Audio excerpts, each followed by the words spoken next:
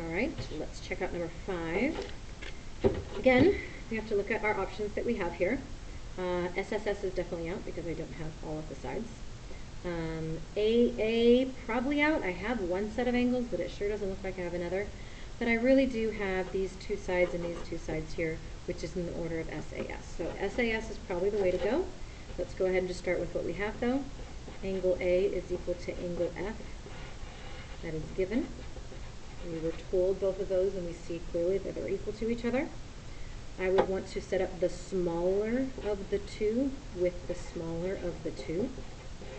And then also set up the larger of the two with the larger of the two. Ratios is for both of them.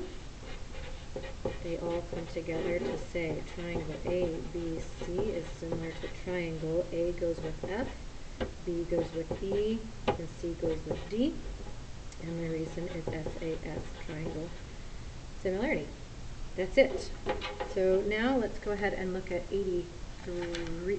No, we'll just stick with that. We will stick with that.